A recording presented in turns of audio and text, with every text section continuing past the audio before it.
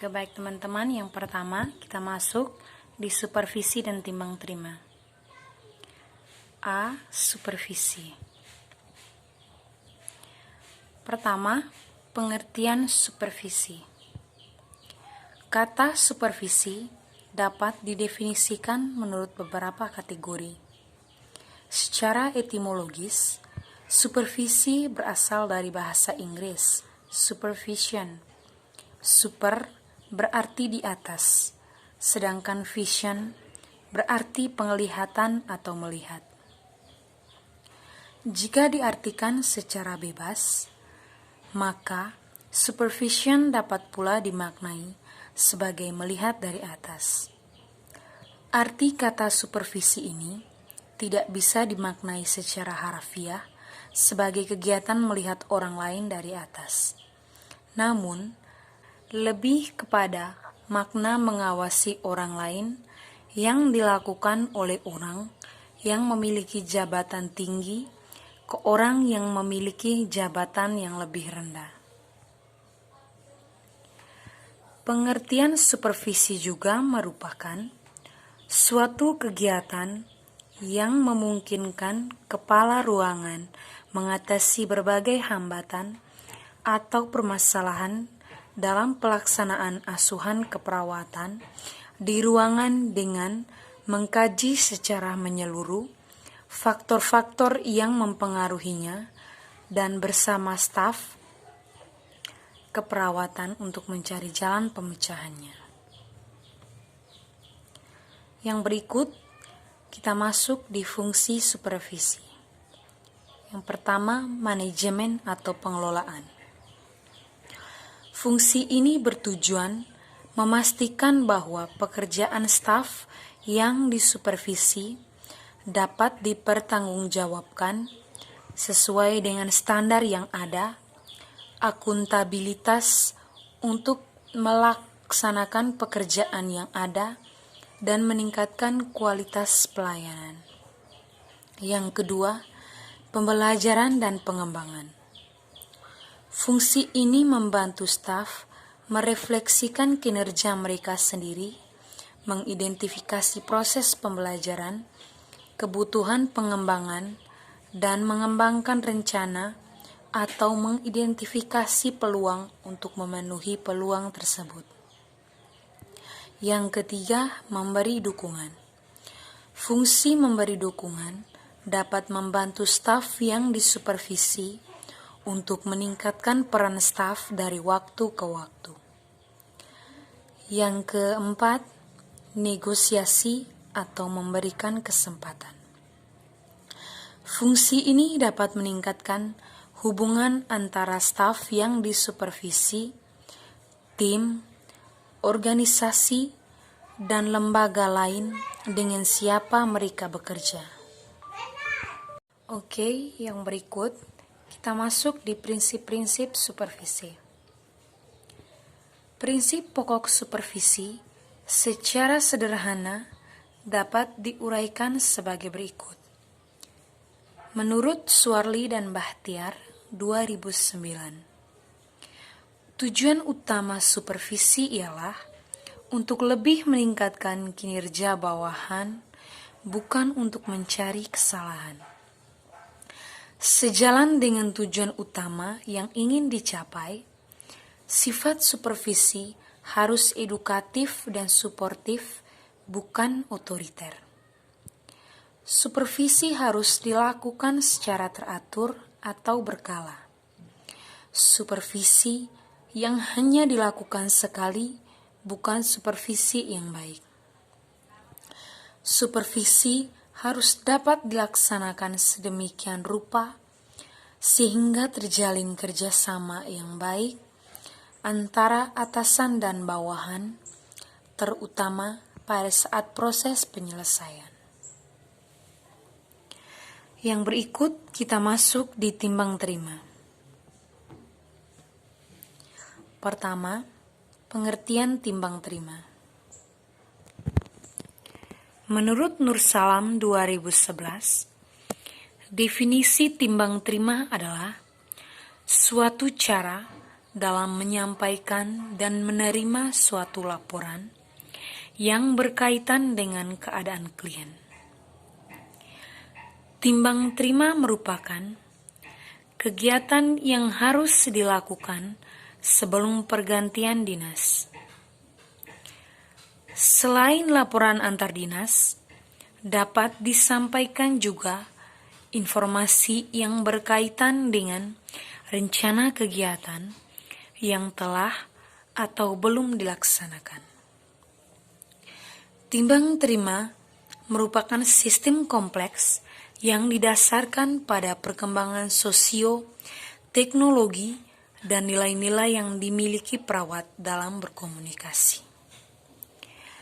Menurut Australian Medical Association (AMA) 2006, timbang terima merupakan pengalihan tanggung jawab profesional dan akuntabilitas untuk beberapa atau semua aspek perawatan pasien atau kelompok pasien kepada orang lain atau kelompok profesional secara sementara atau permanen. Tujuan timbang terima. Ini menurut Nur Salam 2011, tujuan dilaksanakan timbang terima adalah: yang pertama, menyampaikan kondisi atau keadaan pasien secara umum. Yang kedua, menyampaikan hal-hal yang penting yang perlu ditindaklanjuti oleh dinas berikutnya.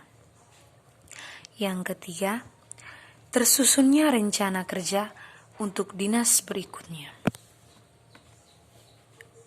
Yang berikut, macam-macam timbang terima.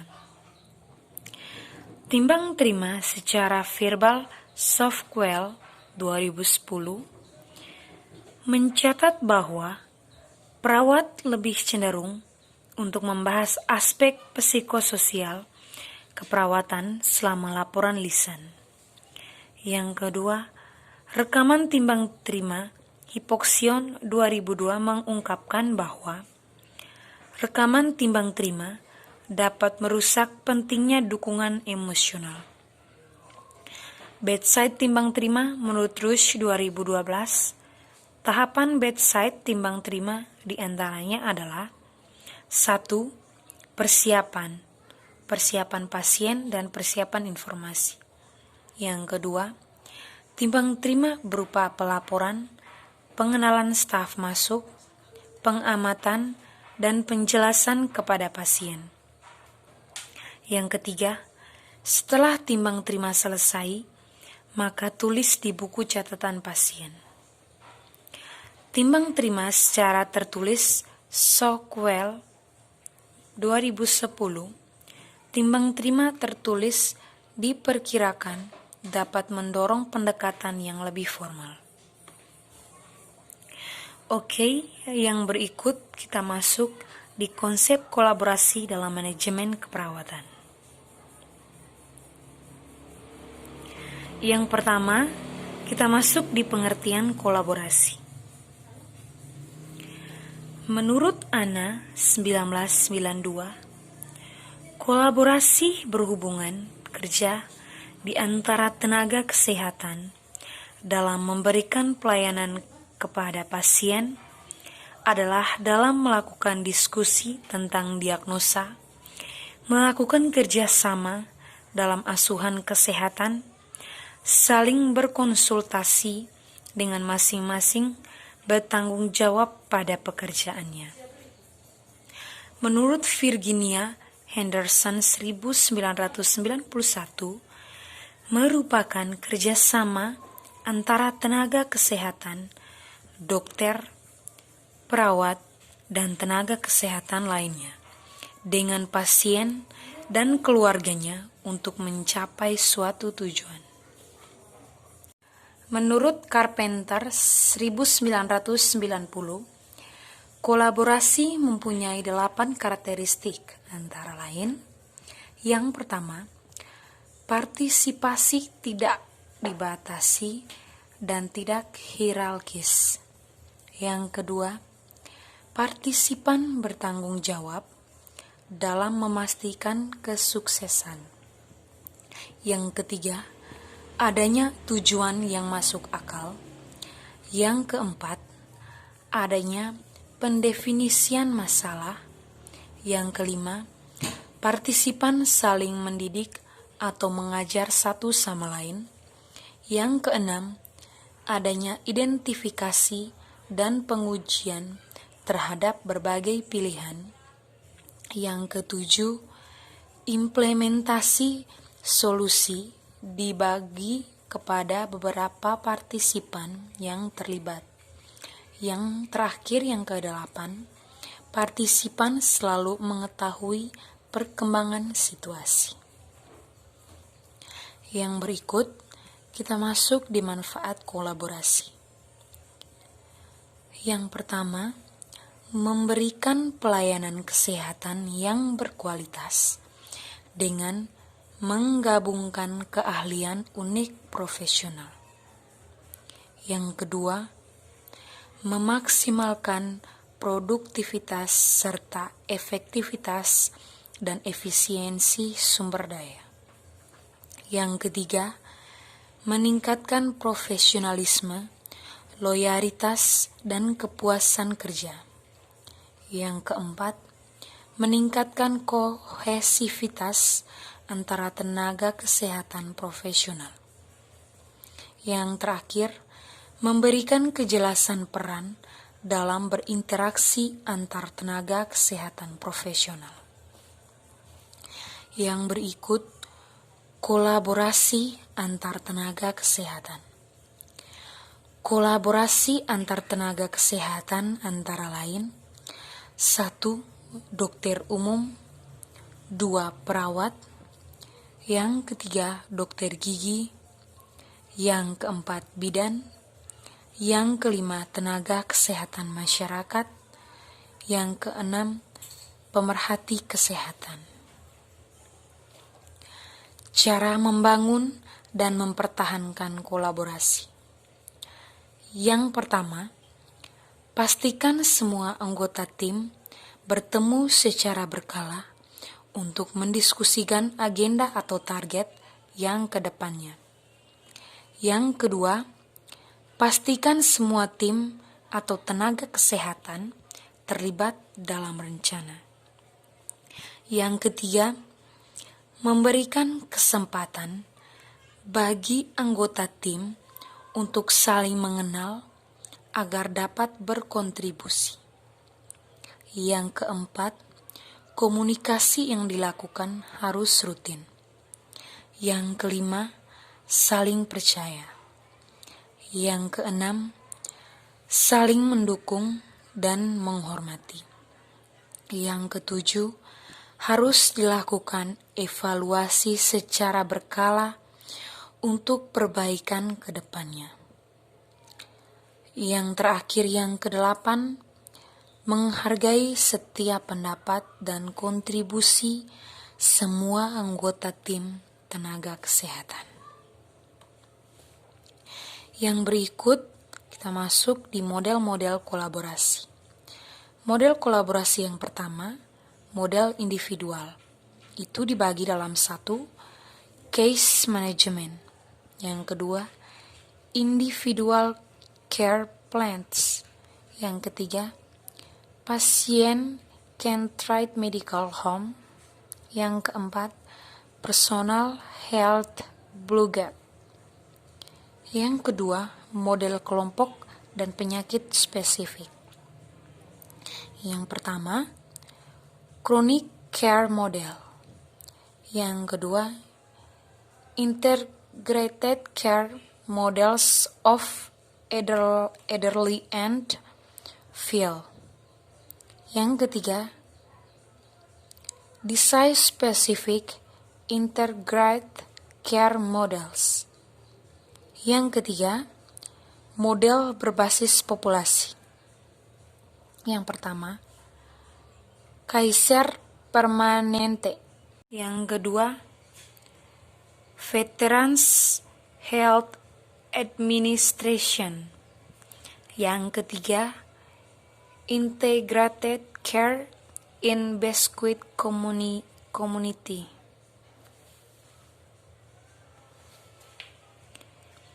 Prinsip-prinsip kolaborasi tim kesehatan. Yang pertama, pelayanan yang berpusat pada pasien. Yang kedua, adanya hubungan antara tenaga kesehatan dengan pasien yang baik.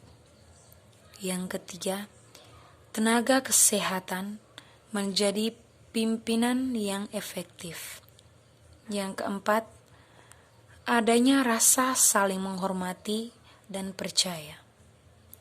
Yang kelima, terjadi komunikasi yang jelas dan efektif.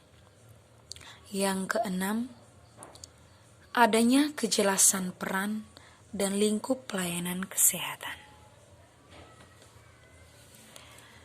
Yang ketujuh, adanya kejelasan pertanggungjawaban. Yang kedelapan, adanya perlindungan kesalahan bagi seluruh anggota tim. Yang kesembilan, adanya sumber daya manusia dan fasilitas yang memadai. Yang kesepuluh, adanya penandaan dan pengaturan pembiayaan dan memadai. Yang berikut sistem pendidikan yang mendukung, dan yang terakhir penelitian dan evaluasi. Mengapa kolaborasi singkat dan penting? Kolaborasi penting karena kolaborasi kesehatan mencakup komunikasi antar tenaga medis, yaitu dokter, perawat, dan tenaga medis lainnya. Yang kedua, jika tenaga kesehatan ini tidak dapat berkolaborasi dengan baik, maka komunikasi yang dilakukan tidak akan efektif. Yang ketiga, jika komunikasi tidak terlaksana secara efektif, maka keselamatan pasien akan terancam. Dasar-dasar kompetensi kolaborasi. Yang pertama, komunikasi. Yang kedua, respek dan kepercayaan. Yang ketiga, memberikan dan menerima feedback. Yang keempat, pengambilan keputusan. Yang kelima, manajemen konflik. Keuntungan pelayanan kolaborasi. Yang pertama, lebih profesional. Yang kedua, pelayanan lebih terfokus. Yang ketiga, proses pengambilan keputusan lebih baik. Yang keempat, setting tujuan lebih bermutu. Yang kelima, menunjang pengorganisasian terapeutik lebih baik. Yang keenam, menurunkan lama hari rawat atau LOS. Yang ketujuh, pengembangan interdependensi profesi, kenyamanan kerja atau lingkungan yang kondusif. Yang terakhir, lebih terintegrasi dan komprehensif. Yang berikut kita masuk di negosiasi. Yang pertama, pengertian negosiasi. Negosiasi pada umumnya sama dengan kolaborasi. Pada organisasi, negosiasi diartikan sebagai suatu pendekatan yang komprehensif menurut Marquis dan Huston 1998. Negosiasi sering dirancang sebagai suatu strategi menyelesaikan konflik dan pendekatan kompromi. Selama negosiasi berlangsung, berbagai pihak yang terlibat menyerah dan lebih menekankan untuk mengakomodasi perbedaan-perbedaan antara kebudayaan. Menurut Schmelzer 1991, mengidentifikasi dua tipe dasar negosiasi, yakni kooperatif atau setiap orang menang, dan kompetitif hanya satu orang yang menang. Suatu hal yang penting dalam negosiasi adalah apakah ada salah satu atau kedua pihak menghendaki adanya perubahan hubungan yang berlangsung dengan meningkatkan hubungan yang lebih baik. Jika kedua belah pihak mengkehendaki adanya perbaikan hubungan, maka akan muncul tipe kooperatif. Jika hanya salah satu pihak yang mengkehendaki perbaikan hubungan, maka yang muncul adalah tipe kompetitif. Langkah-langkah sebelum negosiasi. Langkah-langkah yang harus dilakukan sebelum melaksanakan negosiasi adalah sebagai berikut. Menurut Nur Salam 2005, mengumpulkan informasi tentang masalah sebanyak mungkin, di mana manajer harus memulai memilih alternatif yang terbaik terhadap sarana dan prasarana, mempunyai agenda yang disembunyikan. Strategi negosiasi. Ada beberapa strategi dan cara yang perlu dilaksanakan dalam menciptakan kondisi yang persuasif, asertif, dan komunikasi terbuka selama negosiasi berjalan, menurut Smeltzer 1991. Pertama, pilih fakta-fakta yang rasional dan berdasarkan hasil penelitian. Yang kedua, dengarkan dengan saksama dan perhatikan respon nonverbal yang nampak. Yang ketiga, berpikirlah positif dan selalu terbuka untuk menerima semua alternatif informasi yang disampaikan. Yang keempat, upayakan untuk memahami pandangan apa yang disampaikan lawan bicara Anda. Konsentrasi dan perhatikan jika hanya memberikan persetujuan. Yang terakhir, yang kelima, selalu diskusikan tentang konflik yang terjadi. Hindarkan masalah-masalah pribadi pada saat negosiasi. Hindari menyalahkan orang lain atas konflik yang terjadi. Jujur, usahakan bersikap bahwa Anda memerlukan penyelesaian yang terbaik. Jangan langsung menyetujui solusi yang ditawarkan, tetapi berpikir dan mintalah waktu untuk menjawabnya. Jika kedua belah pihak menjadi marah atau lelah selama negosiasi berlangsung, istirahatlah sebentar. Dengarkan dan tanyakan tentang pendapat yang belum begitu Anda paham. Yang terakhir adalah bersabar. Yang berikut kita masuk di konsep pendelegasian. Yang pertama, pengertian pendelegasian. Pendelegasian adalah pelimpahan kekuasaan, wewenang, dan tanggung jawab kepada orang lain. Menurut Marquis dan Huston, 1998, dalam Nur Salam 2002, bahwa pendelegasian adalah penyelesaian suatu pekerjaan melalui orang lain. Pendelegasian juga merupakan suatu pemberian tugas kepada seseorang atau kelompok dalam menyelesaikan tujuan organisasi.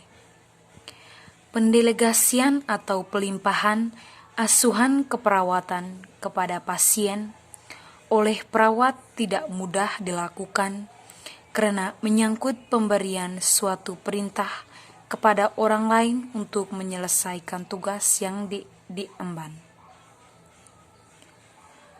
Para perawat meyakini bahwa mereka dapat memberikan pendelegasian dengan baik kepada staf dalam asuhan keperawatan, tetapi sering tidak dilaksanakan dengan baik. Hal ini menyebabkan kurangnya rasa percaya kepada orang yang menerima pendelegasian. Yang berikut alasan pendelegasian. Adapun beberapa alasan mengapa pendelegasian diperlukan. Beberapa di antaranya adalah pendelegasian memungkinkan manajer perawat atau bidan mencapai hasil yang lebih daripada semua kegiatan ditangani sendiri. Yang kedua, agar organisasi berjalan lebih efisien. Yang ketiga, pendelegasian memungkinkan manajer perawat atau bidan dapat memusatkan perhatian terhadap tugas-tugas prioritas yang lebih penting. Yang keempat, dengan pendelegasian memungkinkan bawahan untuk tumbuh dan berkembang, bahkan dapat dipergunakan sebagai bahan informasi untuk belajar dari kesalahan atau keberhasilan. Ketidakefektifan dalam pendelegasian. Delegasi dalam praktek keperawatan profesional sering mengalami masalah di mana proses delegasi tidak dilaksanakan secara efektif. Hal ini dikarenakan 3 hal. Yang pertama, pendelegasian yang terlalu sedikit atau underdelegasi. Staf diberi wewenang yang sangat sedikit, terbatas dan sering tidak terlalu jelas, sehingga tugas tersebut tidak dapat diselesaikan dengan baik. Yang kedua, pendelegasian yang berlebihan atau overdelegasi. Penggunaan waktu yang sia-sia yang disebabkan keterbatasan manajer untuk memonitoring dan menghabiskan waktu dalam tugas organisasi. Staf akan merasa terbebani dan dapat terjadi penyalahgunaan wewenang yang diberikan. Yang ketiga, pendelegasian yang tidak tepat atau improper delegasi. Kesalahan yang ditemukan adalah pendelegasian menjadi tidak efektif jika diberikan kepada orang yang tidak tepat dan alasan delegasi hanya karena faktor senang dan tidak senang. Pelimpahan ini tidak efektif karena kecenderungan pemimpinan menilai pekerjaannya berdasarkan unsur subjektif. Yang berikut kegiatan delegasi wewenang. Kegiatan yang didelegasikan, manajer perawat atau bidan menetapkan dan memberikan tugas dan tujuannya kepada orang yang diberi pelimpahan. Manajer melimpahkan wewenang yang diperlukan untuk mencapai tujuan. Perawat yang menerima delegasi, baik eksplisit maupun implisit, menimbulkan kewajiban dan tanggung jawab. Manajer perawat menerima pertanggungjawaban atas hasil yang telah dicapai. Kegiatan yang tidak boleh didelegasikan. Aktivitas yang memerlukan pengkajian dan keputusan selama pelaksanaan. Pengkajian fisik, psikologis, sosial yang memerlukan keputusan, rujukan dan intervensi atau tindak lanjut, penyusunan dan evaluasi rencana keperawatan.